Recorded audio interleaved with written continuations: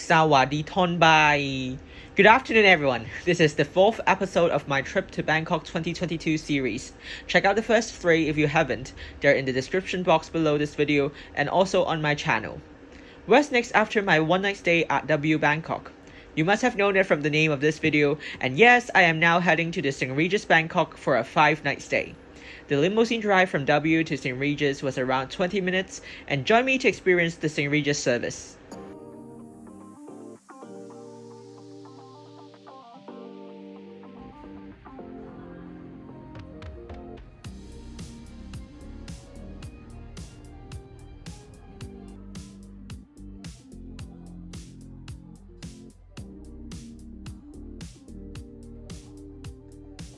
Okay, it's already 5:30. My check-in actually took like 45 minutes to an hour. Basically, originally I booked the Metropolitan Suite, which was the junior suite, the entry-level suite. And they told me that the complimentary upgrade level could only reach a Grand Metropolitan Suite, and therefore I decided to pay extra for an upgrade to the Caroline Astor Suite. However, the room is not yet ready, but throughout the process it was like really complicated because I used my points to do the redemption, and then there were like different checks, and then they didn't have the most updated quotations, etc., and that's why it took me like nearly an hour. And I'm now at a guest room that they offered me for courtesy for rest, and maybe I can walk you through this standard guest room. This is 1729, and when you get into the room, there's first the bathroom right next to the entrance. There's a bathtub, and the toilet is over there. Moving on, this is a guest room with 2 queen beds, and this is basically how it looks like. It's not really big, but I think it's okay, and it looks a bit old as a St. Regis hotel. Something interesting to share is that there are these kinds of amenities in room. However, as I've mentioned, they just gave me this room without any plans beforehand.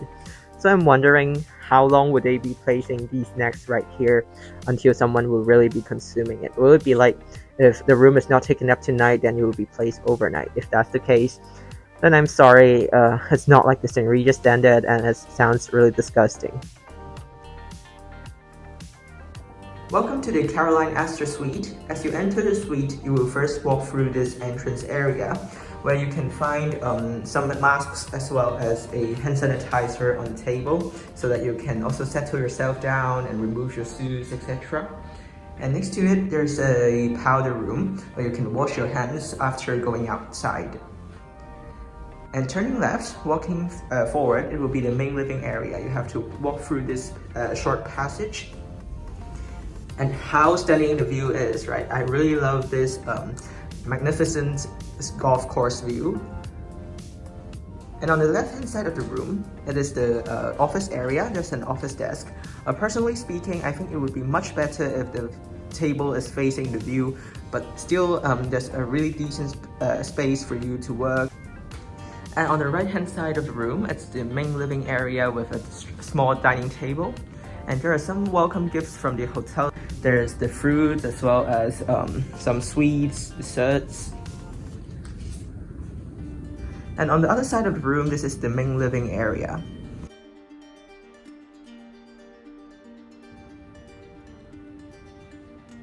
And opposite to the dining table, it is the television as well as the mini bar right below it.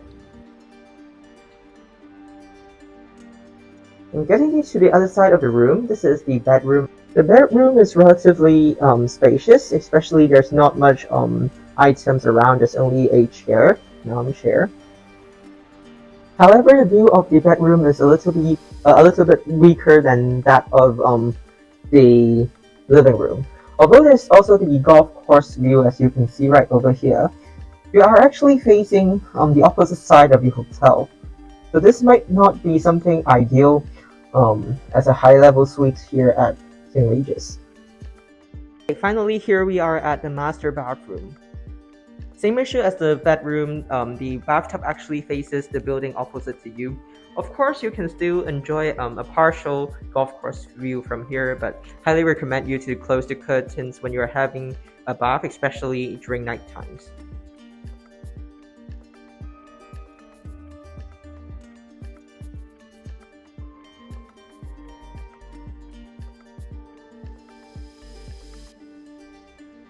The butler service is definitely one of the signatures of the St. Regis Hotel chain. And today I'm having 2 glasses of Earl Grey tea, iced ones, with lemon and milk, complemented by 2 pieces of cookies.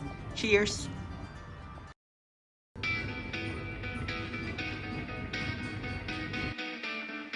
Now at the St. Regis bar, and every day from 5 p.m. to 10 p.m.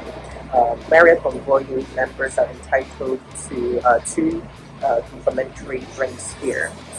And you have a menu to choose from, and there are like signature drinks or some heritage common drinks or classic drinks that you can see from other bars.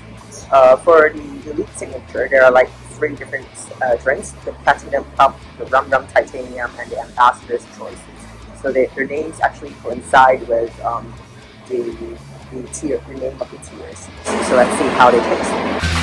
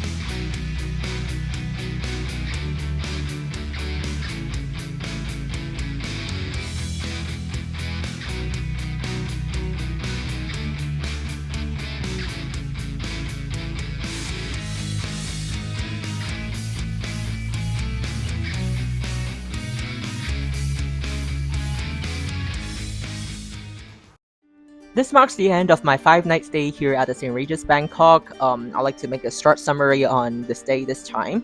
I would say that the overall stay is not as good as what I've expected, given that the price point of this hotel is relatively higher than those I've stayed in before.